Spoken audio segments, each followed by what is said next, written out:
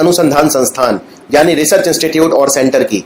इनमें देखेंगे क्या क्या क्वेश्चन आपको पढ़ने हैं, किस तरह से क्वेश्चन आते हैं, किस किस चीज के लिए वो इंपॉर्टेंट है। काफी सारे हैं, तो इस वीडियो में आपको काफी समय देना पड़ेगा याद करने के लिए, और याद करने के अलावा कोई चारा नहीं है। तो सबसे पहला, इससे भी पहले मैं वीडियो शुरू करूं, मैं आपको यह बता दूं कि एक ऑर्गेनाइजेशन है, संस्था है भारत की, जिसको बोलते हैं ICAR यानी Indian Council of Agriculture research. Hindi में बोलते हैं इसे भारतीय कृषि अनुसंधान परिषद। भारतीय कृषि अनुसंधान परिषद और बहुत सारे अनुसंधान संस्थान यानी रिसर्च सेंटर उत्तर प्रदेश के ऐसे हैं जो इसी के अंतर्गत काम करते हैं। तो अगर कोई मान लो अनुसंधान संस्थान आप देखो और उससे पहले लिखा हो भाकरी अनूप या ICAR, तो भाकरी अनूप का मतलब क्या है? भारतीय कृषि अनुसंधान परिषद यानी ICAR। तो सबसे पहला है केंद्रीय पक्षी अनुसंधान संस्थान, जिसे बोलते हैं सेंट्रल एवियन रिसर्च इंस्टीट्यूट। ये जो है ये है इज्जत नगर बरेली उत्तर प्रदेश में। 2 नवंबर 1979 को बना था। एग्जाम में आपसे लोकेशन पूछेंगे कि कौन सी जगह पे है, बस इससे ज्यादा नहीं पूछेंगे। और किस चीज पे रिसर्च होता है कभी ये भी पूछ सकते हैं। तो सेंट्रल एवियन, एवियन मतलब होता है पक्षी, तो जो पक्षी है उन्हें हम एव्स बोलते हैं, AVES, एव्स। और एव से वर्ड बना एवियन। तो एवियन को एविएशन यानी उड्डयन से कंफ्यूज मत करना। एविएशन होता है जो हमारा विमान प्रक्रिया है उससे संबंधित, और एवियन होता है पक्षी। तो सेंट्रल एवियन रिसर्च इंस्टीट्यूट जो है वो है बरेली उत्तर प्रदेश में। दूसरा है राष्ट्रीय मत्स्य आनुवांशिक संसाधन ब्यूरो, जिसे बोलते हैं national bureau of fish genetic resources. यहाँ पे जो मछलियों का जर्म प्लाज्म होता है, जो आनुवांशिक तौर पर मछलियां हैं उनको उनकी ब्रीडिंग, उनके प्रजनन के लिए वो यहाँ पे स्टोर करके रखा जाता है, जिससे मछलियों की कभी भी कमी ना हो भारत में। जरूरत पड़ने पर हम मछलियों का ब्रीडिंग करा के नंबर बढ़ा सकें। तो ये भी भाकरी अनूप यानी कि ICAR के अंतर्गत काम करता है। ये बना था दिसंबर 1983 में। लेकिन एक बात याद रखिए, ये पहले था इलाहाबाद में। ये कंफ्यूजन कईयों को हो सकती है, अब लखनऊ में। मैं एक बार रिपीट कर देता हूं, कंफ्यूजन ना हो। जब ये बना था तो इलाहाबाद में बना था, लेकिन अब क्वेश्चन आए कि भाई राष्ट्रीय मत्स्य आनुवांशिक संसाधन ब्यूरो कहां है, तो आंसर हो जाएगा लखनऊ। अब बात करते हैं निपर की। निपर, सीधा क्वेश्चन आता है, निपर कहां पे है? निपर बोलते हैं national institute of pharmaceutical education and research. और ये जो है यहाँ पे दवाइयों के ऊपर रिसर्च होता है, फार्मा से रिलेटेड रिसर्च होता है यहाँ पे। ये एक इंस्टीट्यूट ऑफ नेशनल इंपॉर्टेंस इसे डिक्लेयर किया हुआ है, यानी ये अपनी खुद की डिग्रियां दे सकता है अब। तो NIPER जो है ये है रायबरेली में। अब बात करते हैं डिफेंस रिसर्च डेवलपमेंट ऑर्गेनाइजेशन की। ये जो है एक इसकी लेबोरेटरी है, प्रयोगशाला है उत्तर प्रदेश के आगरा शहर में, जिसका नाम है aerial delivery research and development establishment. Aerial delivery research and development establishment. यहाँ पे जो हवाई चीजें होती हैं जैसे पैराशूट या towed target, aircraft, arrestor barrier, aerostat, इन पे रिसर्च किया जाता है। राष्ट्रीय विज्ञान अकादमी, नेशनल अकेडमी ऑफ साइंस, ये है इलाहाबाद में। बहुत ज्यादा इंपॉर्टेंट है। और याद रखो ये 1930 में बनी थी, और इसके जो पहले प्रेसिडेंट थे वो थे प्रोफेसर मेघनाथ साहा। प्रोफेसर मेघनाथ साहा। कटर्निया घाट एक वन्य विहार है, आपको ये तो पता ही होगा। लेकिन कटर्निया घाट में एक एलिगेटर ब्रीडिंग सेंटर है, जहां पे जो मगरमच्छ है उनका प्रजनन करवाया जाता है। ये उत्तर प्रदेश के बहराइच डिस्ट्रिक्ट में है। जवाहरलाल नेहरू नक्षत्रशाला यानी प्लेनेटेरियम, ये है इलाहाबाद में। 1979 में बना था, आनंद भवन के बिल्कुल पास है। आनंद भवन आपको याद होगा, जो पंडित जवाहरलाल नेहरू थे भारत के पहले प्रधानमंत्री, उनका जो परिवार है वो आनंद भवन में रहता था। ये बिल्कुल उसके निकट है जवाहर नक्षत्रशाला। दूसरा है इंदिरा गांधी नक्षत्रशाला, ये है लखनऊ में। ये पब्लिक के लिए खोल दी गई थी 8 मई 2003 को। और यहाँ पे एक ये जो शनि ग्रह है हमारा, जिसे बोलते हैं सैटर्न, उसकी शेप में है, काफी खूबसूरत। 2 नक्षत्रशालाएं और हैं। एक है वीर बहादुर सिंह नक्षत्रशाला जो गोरखपुर में है। गोरखपुर में जो मुख्यमंत्री जो हैं वो गोरखपुर के ही हैं, वीर बहादुर सिंह नक्षत्रशाला। और दूसरी है आर्यभट्ट नक्षत्रशाला, ये है रामपुर में। लोकेशन याद रखो, काफी इंपॉर्टेंट है। इसके अलावा गाजियाबाद में एक विज्ञान वाटिका भी है। Sam Higginbottom university of agriculture technology and science, जिसको पहले इलाहाबाद एग्रीकल्चर इंस्टीट्यूट बोलते थे, ये 1910 में बना था। इसको बनाया था मशहूर कृषि वैज्ञानिक डॉक्टर सैम हिगिनबॉटम ने। तो उन्हीं के नाम पे इसका नाम रख दिया गया था, Sam Higginbottom university of agriculture technology and science. और ये काफी इंपॉर्टेंट क्वेश्चन है, ये है इलाहाबाद में। बीरबल साहनी इंस्टीट्यूट कहां है? Paleo science. पेलियो मतलब जो हमारे जीवाश्म होते हैं, जिन्हें बोलते हैं फोसियल, इन पे रिसर्च किया जाता है यहाँ पे। तो प्रोफेसर बीरबल साहनी बहुत बड़े पैलियो बॉटनिस्ट थे, और इन्हीं के नाम पे Birbal Sahni institute of palaeo sciences है। ये एक ऐसा इंस्टीट्यूट है जिसको स्वायत्ता मिली हुई है, जिसको ऑटोनॉमी मिली हुई है, और ये department of science and technology Bharat सरकार के अधीन काम करता है। ये है लखनऊ में, 1946 में ये बना था।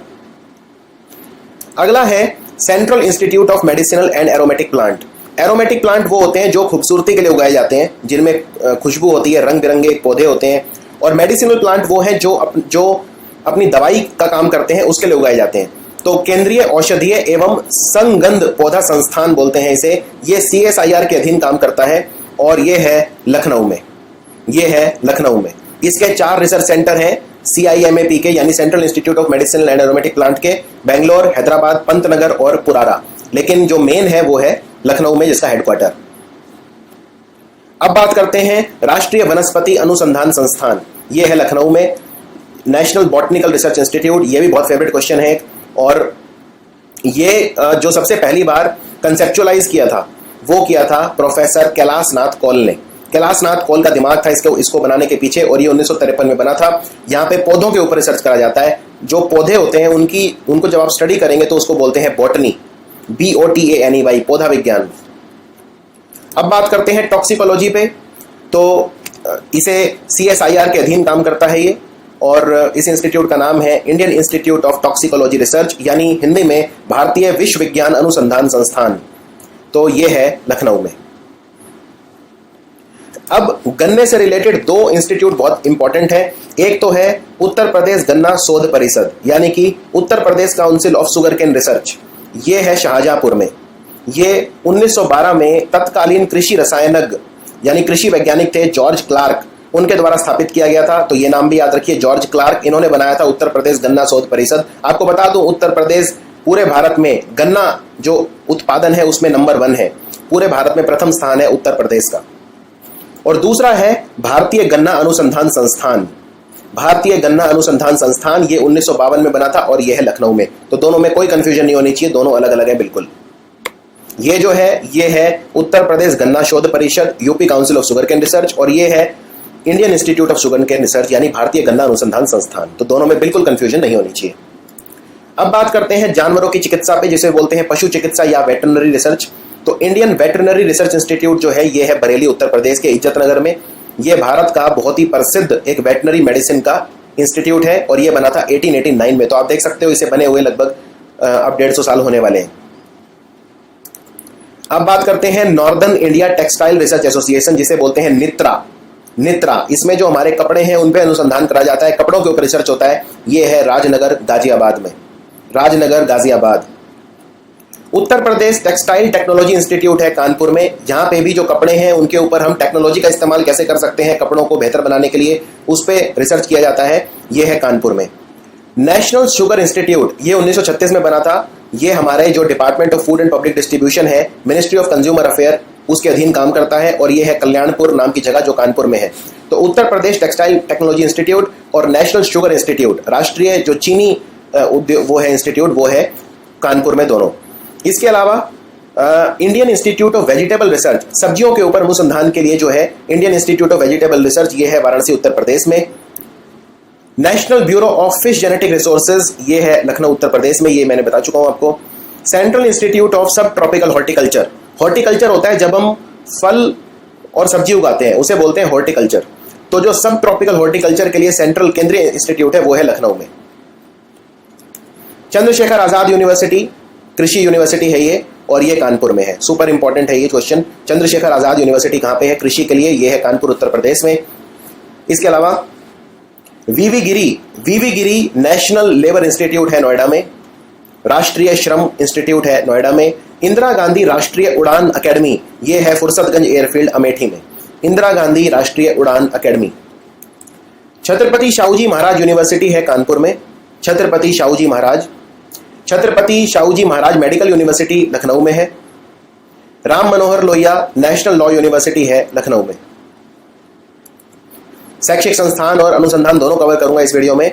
भदोई जो जाना जाता है कारपेट यानी कालीन के लिए, जो कालीन आप फर्श पे बिछाते हैं वो भदोई में बनते हैं सबसे अच्छे।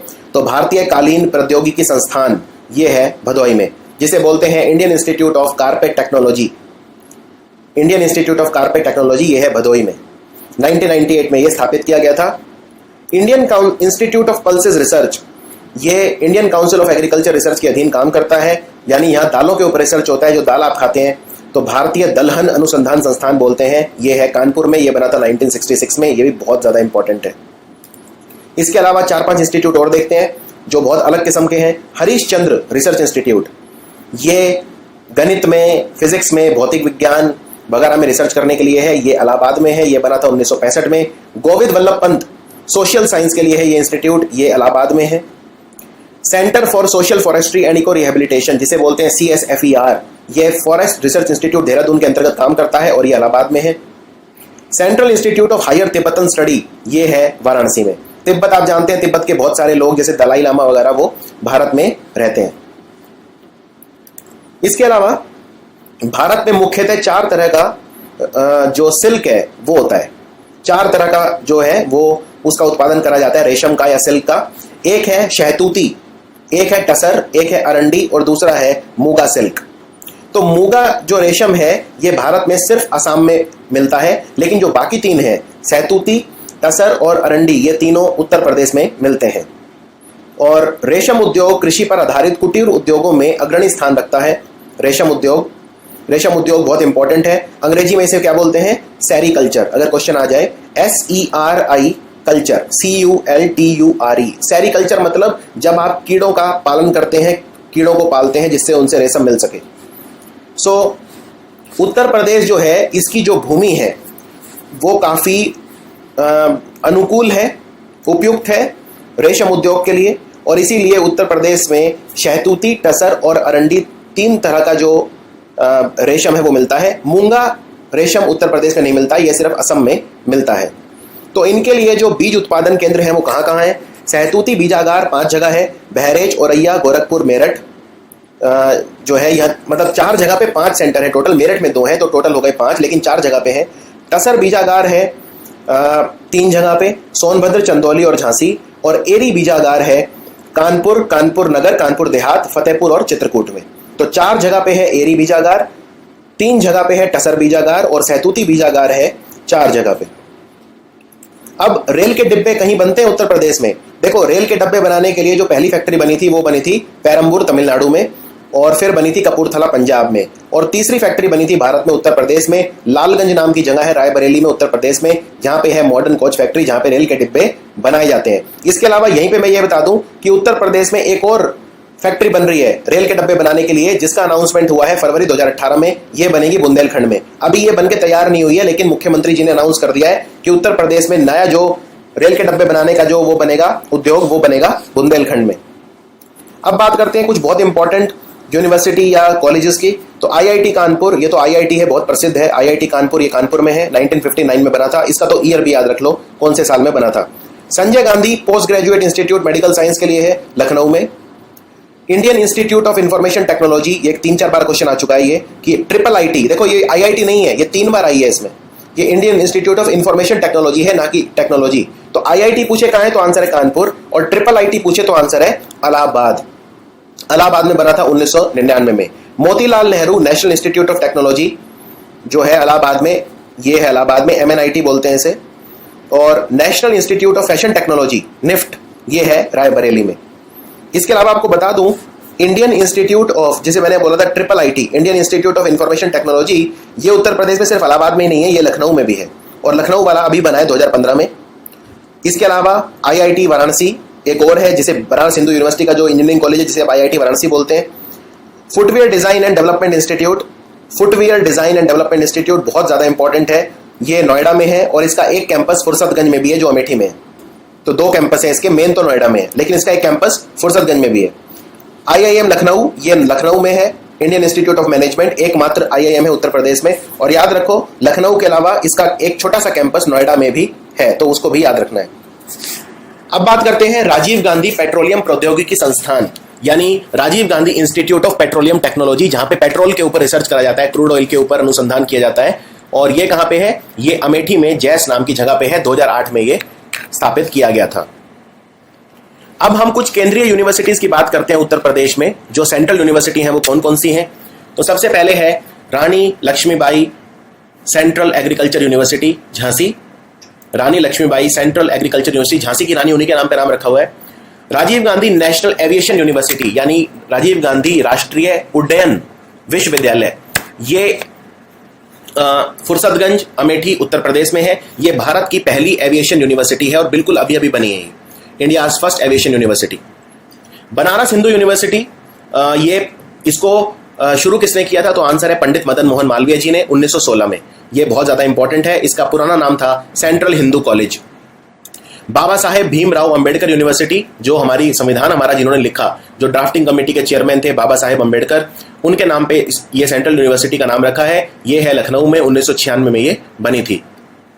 इसके अलावा इलाहाबाद यूनिवर्सिटी, याद रखो इलाहाबाद यूनिवर्सिटी जब बनी थी तो इसका नाम था Muir central college, Muir central college, और इसको गवर्नर जनरल लॉर्ड नॉर्थब्रुक ने इसकी आधारशिला रखी थी। ये क्वेश्चन आता है कि इलाहाबाद यूनिवर्सिटी की नींव किसने रखी? तो आंसर है लॉर्ड नॉर्थब्रुक। और जब ये बनी थी तो इसका नाम था मुइर सेंट्रल कॉलेज। इस कॉलेज का नाम मुइर क्यों रखा था? क्योंकि सर विलियम मुइर के नाम पे रखा था, जो यूनाइटेड प्रोविंस के लेफ्टिनेंट गवर्नर थे। और इस बिल्डिंग का डिजाइन किसने करा? ये भी बहुत पूछते हैं, क्योंकि इसकी जो बहुत धरोहर टाइप इसकी इमारत है, ये बहुत खूबसूरत इमारत है इलाहाबाद यूनिवर्सिटी, तो इसका डिजाइन करा था विलियम एमरसन ने। ये वही व्यक्ति हैं जिन्होंने कलकत्ता का विक्टोरिया मेमोरियल और मुंबई की क्राफोर्ड मार्केट का निर्माण भी करा था।